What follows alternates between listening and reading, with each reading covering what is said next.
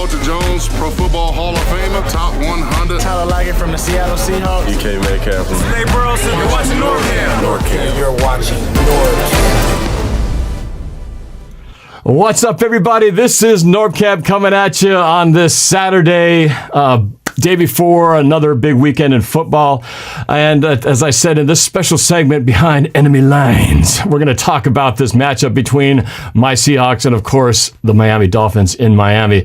And I've got a special guest here I'm going to bring on in just a moment. But before I do that, I just want to remind everybody, I would love it if you would please hit that like button, hit the subscribe button and that notification bell, and comment, share, because all this stuff is a huge help to growing the YouTube channel, which I'm so glad you guys are a part of. So, without further ado, here we go. Want to welcome to y'all, first time on the show, DouglieDoWrong, one of the biggest Miami Dolphins fans out there, and here to talk and give me a little inside information behind enemy lines about the Miami Dolphins. Douglie, welcome to the show, man. How are you doing today? I'm doing good, man. Very excited for this game. Big pivotal game for the Miami Dolphins. Big game in general, I think, for both teams. It's going to be very, very exciting. Hey, before we jump into this, man, big news today.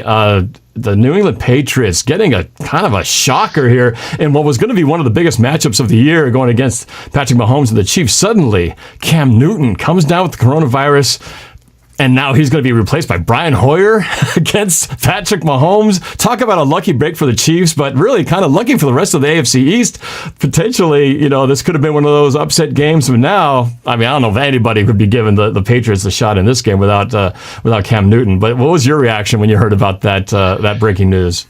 It was absolutely crazy because, at first we heard about the Tennessee Titans. They had a bunch of, and it kept getting more and more that they kept bringing, more and more people kept getting infected.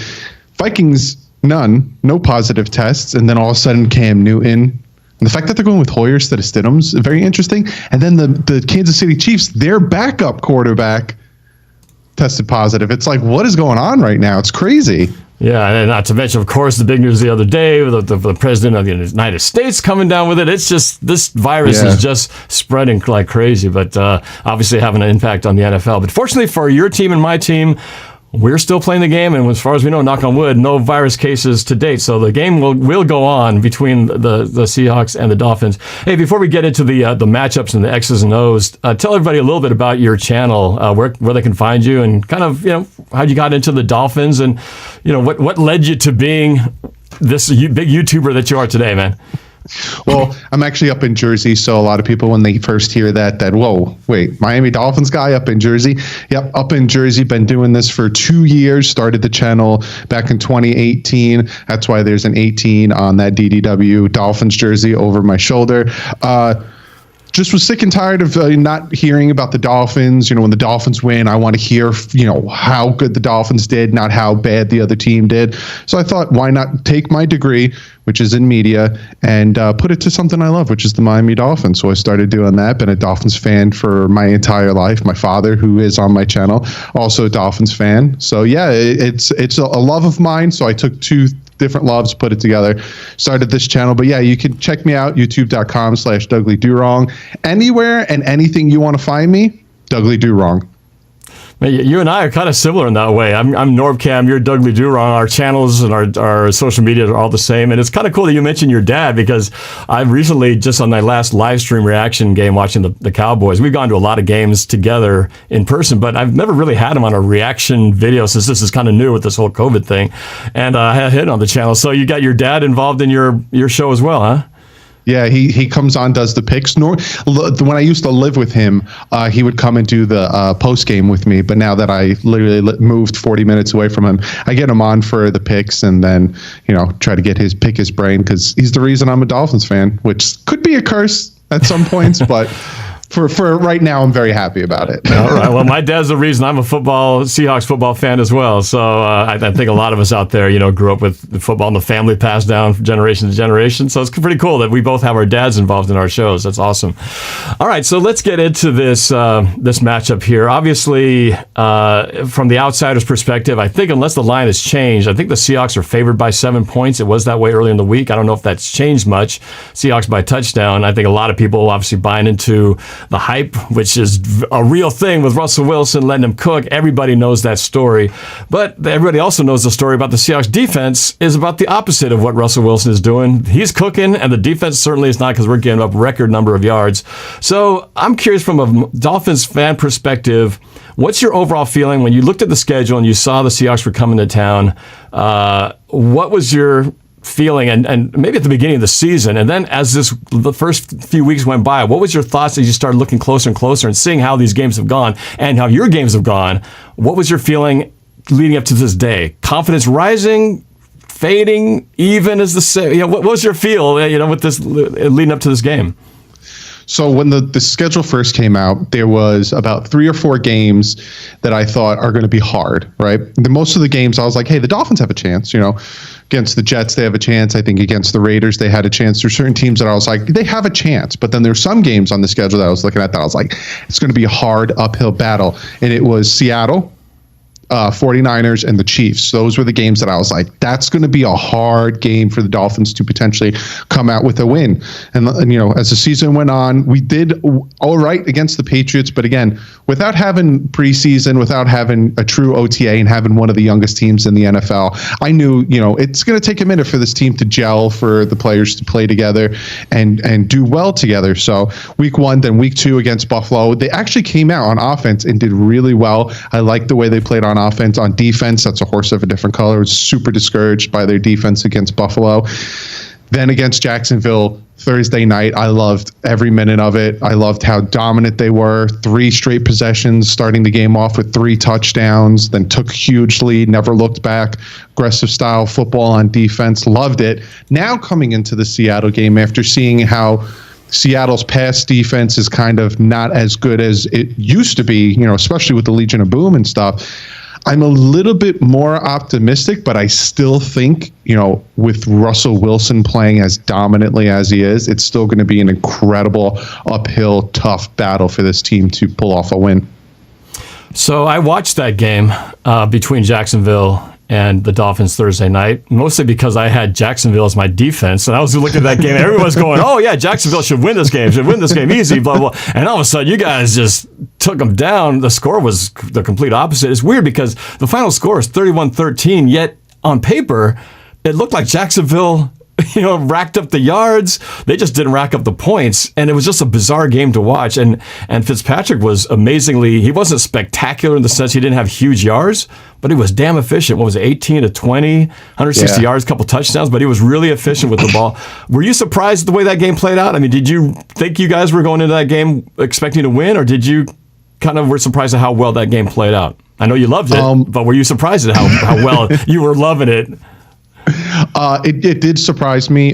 There was some struggles with the first 2 games with, getting off to a slow start. And for the Dolphins in general, for the past couple seasons, they've always had a hard time getting off to a fast start. So seeing them 3 straight possessions, 3 straight touchdowns, it was just something that blew me away, and I loved every minute of it. Fitzpatrick tends to chain together a bunch of good games. He had a bad game. Like, I'm not going to sugarcoat. He had a bad game against Pittsburgh, against the New England Patriots.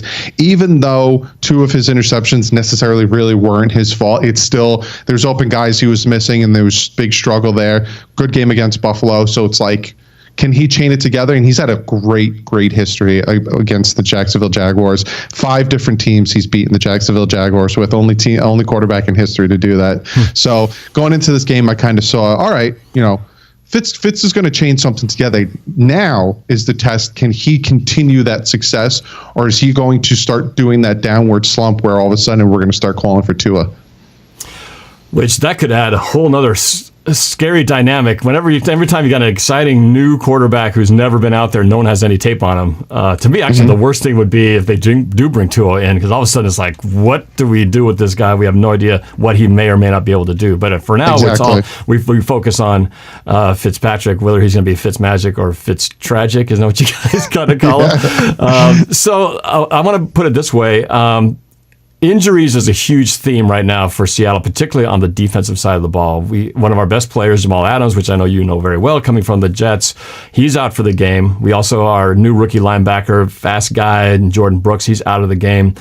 So Quentin Dunbar, who was supposed to be our right corner, he's out of the game. So we are in a defense that's already struggling, are out several more key players. So tell me from your standpoint, you already talked about Fitzpatrick, but what are the key players who you feel are the keys to being able to give Fitzpatrick that sort of boost? Is it going to be the run game? Is it certain receivers? Is it tight end? What's your key to getting a jump on this Seattle defense? Who do we as Seattle fans have to worry about on the offensive side of the ball besides the guy who's throwing it? Hopefully they can get a run game. If they can get a run game and they can keep Russell Wilson on the sideline, I think that would give the Dolphins a huge boost in potentially winning this game, because that's, in my mind, that's the way the Dolphins win this game, is not have Russell Wilson on the field and, take advantage of all the points they could possibly get with him on that sideline. I would say watch out for Gesicki. I know you guys have some of the top, Pro Bowl linebackers out there, but I will say watch out for Gesicki. He is trending to be one of the top tight ends in the league right now. By the way, I'm sorry to interrupt you, but when you brought up Gesicki, you in the Fan to Fan Network, which we'll talk a little bit about before we sign off, in many of our collabs and your collabs with other teams, you've talked highly about him. And because of that, I actually have him on my fantasy team this week. I hate to do it. I hate picking a guy on the other team that we're playing to be my fantasy guy, but I figured he's going to get yards. Might as well get me some points while he's at it. And you said very much about him, and he was pretty good in that. He had a couple of key plays in that, and a touchdown, if I recall, in that Jacksonville game. So I have him circled as a guy to watch out for. But not to interrupt, you were continuing down. Besides Gesicki, who else? I did tell Joe too before that Buffalo Bills game, with them having two starting linebackers, that you want to pick up Gesicki. He didn't listen to me. He didn't do it. I thought he was going to do it. Okay, he did do it. But I think that, for me, it's the run game. Hopefully, Gaskin can still build off of the production he's doing. Hopefully they can open up running lanes, hold him a little bit longer. I want to see more of Breida. You guys know Breida firsthand, having to play him twice a year. He's a very dynamic, speedy back. But I would like to see Jordan Howard also get some more carries, not just in the goal lines. I think he's like one of the few running backs in the league that has barely any carries, but has 4 touchdowns, right? It's like he's just gaining those touchdowns. So you guys have kind of the running back by committee, but Gaskin's the main guy, right? Isn't he the main back who's getting the bulk of the carries?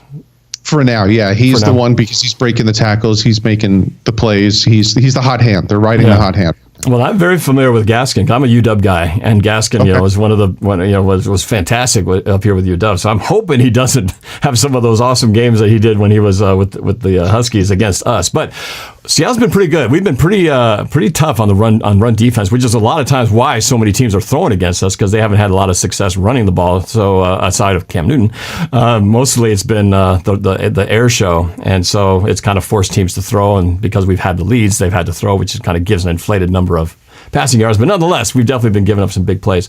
Okay, so on offense, that's some of your keys. Now, let's switch back to the other side. I know you guys got some banged up corners, and I think your primary corner, is he not? He's looking doubtful for this game, is he not? And any other injuries that you're concerned about, players missing that you really wish you'd have in there? Or is that the main one? Yeah, Byron Jones. He's listed as doubtful, which it would have been a huge boost to have him. You guys have some dynamic wide receivers. It's like who's Xavier Howard gonna cover? Which one of your 2 dynamic wide receivers? You cover the one, the other's gonna take off. So having Byron Jones be injured, that's a huge boost to you guys on that secondary, on the passing game. It's Noah Igbenogany. He's going to need to step up. He's going to need to show that game against the Jaguars wasn't because he was playing inferior talent, but because he, put the Bills game behind him. He got torched by Stephon Diggs. Put that behind him and learned from it, and hopefully he can keep learning, because Xavier Howard can only be on one side of the field, and you guys, like I said, have 2 very good dynamic wide receivers. What about your safeties? How are they? They're right. Eric Rowe had a few dropped interceptions. He had one big drop. It could have been a pick six against Buffalo. Bobby McCain. He's, from what I'm hearing from Brian Flores, he loves Bobby McCain. He loves how he's like a general in the back of the field, calling out plays, doing his thing. I wish a little bit more. I wish better safety play, especially when it comes to tackling, playing in the box. But yeah, I think that if Byron Jones was out there, I'd feel way better about the secondary. But I still don't know how Noah's going to do, and then I still don't know who they're going to cover the slot with.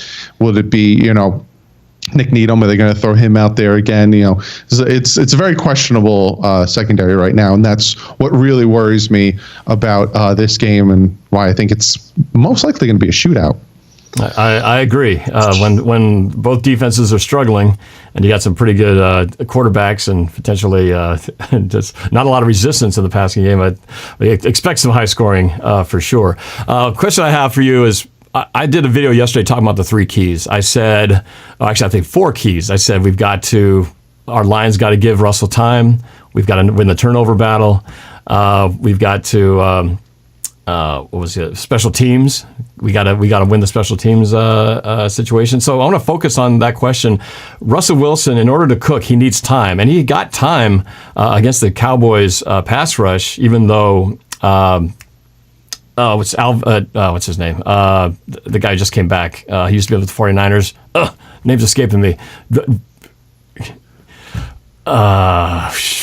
Alvin Smith. He sacked Russell 3 times, but after that, we kind of contained things, and we were able to give Russell enough time. And when he has time, the more he can simmer back there and cook that stew, Yeah. So let me ask you, how is your pass rush? What does your front four look like on defense? Against the Jaguars, it seemed like they put together a front four that worked, especially with Zeiler. Once Zeiler came in, he started to get a lot of pressure. They started using Kyle Van Noy on the outside instead of the inside.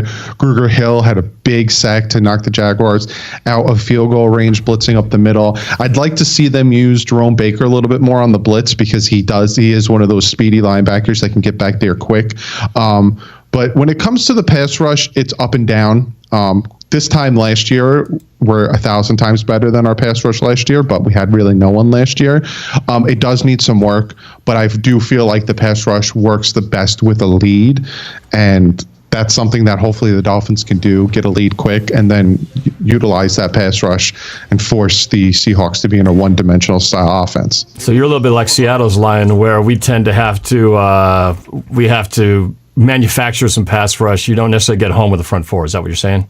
Exactly. Yeah, exactly. So it's kind of a mirror image, I feel like, on the defensive side. A lot of key injuries, not the greatest pass rush. Like I said, a recipe for a high-scoring game. So give me your 3 keys that you think is what you're going to have to do in order to get a win against the Seahawks on Sunday, or whatever keys you might have had. I don't know if you have 3 or 4, but give me your keys to what you think what Miami has to do in order to get a win against the Seahawks.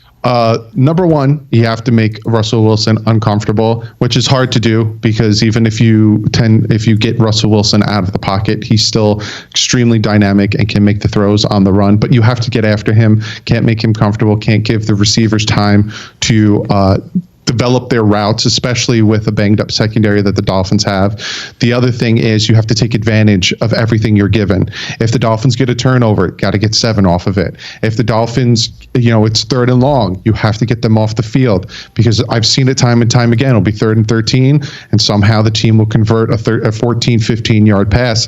Absolutely kills continues the drive, kills the momentum. Has to take advantage of that. And the final thing, like I said, keep Russell on the sideline, have this offense produce, have this offense eat up time, run the ball, get the passes that need to be passed. Just keep him on the sideline, because I don't have that much faith in the passing defense. They might prove me wrong, but need to keep him on the sideline, because I think that is one of the best ways to win this game. Is there any other wild card factors? We are playing in Miami.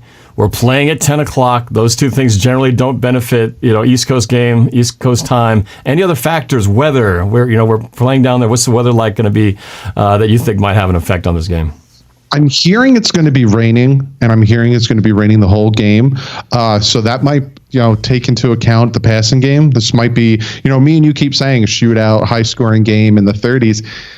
It might be like a 17-14 victory. It might get sloppy out there, right? If it is as wet as they say. It just might be a ground game all game. It's going to be crazy. But the humidity is something that needs to be taken into effect because the Dolphins are used to it.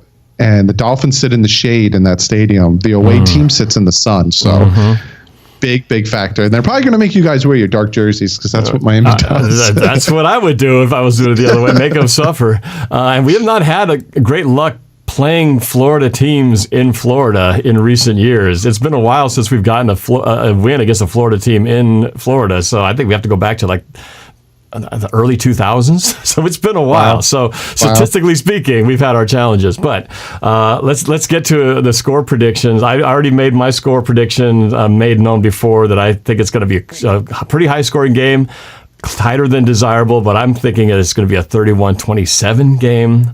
Down to the wire, again, as usual, biting all my nails off. But how about you? What's your prediction of the score in this game?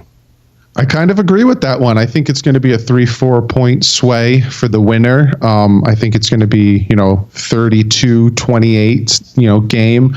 I just, me being the Dolphin fan in me and the love for the team just wants me to pick the Dolphins and say the Dolphins are going to pull this one off. But I'm very hesitant. Because this is I can't praise the Seahawks enough. Russell Wilson is doing fantastic. Like we've talked about on my channel, they used to have the Legion of Boom. Russell Wilson used to depend on that defense to help him win these games. Now he's doing it all on his own. And it's hard to not pick Seattle in this one, but don't be surprised. Don't be surprised if Miami comes out and pulls up an upset and shocks the world. Well, and I think a lot of it depends on which version of Fitzpatrick comes out there. Is it the magic or the tragic? Obviously, I know which one I'm pulling for. I know which one you are. But that's going to be... we kind of go as our quarterbacks do, right? Again, New England, no Cam Newton. Boy, what luck on that one. So before we sign off, I appreciate your input. Definitely we'll be looking for those keys that you just brought up and some of those players that you mentioned. But we got to take a moment here before we sign off. We got to talk a little bit about the Fan-to-Fan Network. We talked about your channel. Everybody knows, obviously, watching mine. But the Fan-to-Fan Network, for those of you who don't know, FTFN, at FTFN, the Fan-to-Fan-Network.com.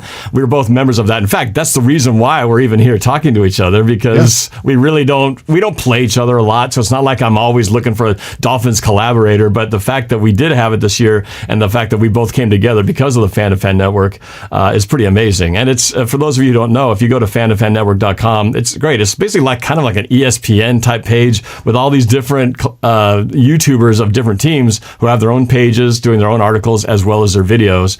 And on game days and certain the Sunday games, and then on certain primetime games, we have the ambassadors kind of go head to head and do like what we're doing right here, talking about who we think is going to win. So we'll probably do this again tomorrow for the big show on Sunday. So everybody should go check that out. It's early. It's 8 o'clock in the morning on the West Coast, 11 a.m. Before the games get kicking off. But I just want to kind of mention that. And what's your thoughts on the Fan-to-Fan Network over there, Dougie? Fantastic site. No one's done it. No one has gone out, got 32 different YouTubers, NFL YouTubers, brought them together, have them on this website, have the Twitch stream, the YouTube channel. It brought us all together, like you said. Dan Mitchell, I had him on my channel. I met him through that. Patriot Global had him on the channel, met him through that. It's fantastic site, and everyone should seriously go check it out. Definitely. Again, fan-to-fan-network.com. Go check it out. And we will have our pregame show. We call it our virtual tailgate at 11 o'clock your time, 8 o'clock our time here on the West Coast. All right. Again, my special guest, DouglieDoWrong of the Miami Dolphins. You can find his YouTube and all his social media, DouglieDoWrong. Any last words before we sign off and play this game, man? It's going to be a hard-fought game. The best team is going to come out and win, obviously, but I'm hoping and praying that next time we get together and next time we chat, I'm telling you, a little fins up. Dolphins win this one. Come on. All right. Well, we got to definitely do a post game too, just to kind of talk about how this game went. Hopefully, we can do something either after the game or a day or two later, just to talk a little bit about how this game turned out and see who was right and who was wrong about our predictions. Definitely. All right. And hopefully, the sprinklers don't turn on in the middle of the game like they did the last time we were down there. You can remember that craziness? It's like, what the heck? And we didn't win that game, so that was a bad omen. All right. Well, thanks again for being my special guest, and for everybody watching. Again, check out DouglieDoWrong on his YouTube channel and social media. And again, tomorrow I will be streaming the game live, 10 a.m. early morning game with my dad, Kuya Burt. We'll be reacting, taking your chats, and bringing the Zoom audience into it. So let's get this done. Again, I'm guessing 31-27. I think, Dougley, you're thinking maybe the same type of score, but flipped.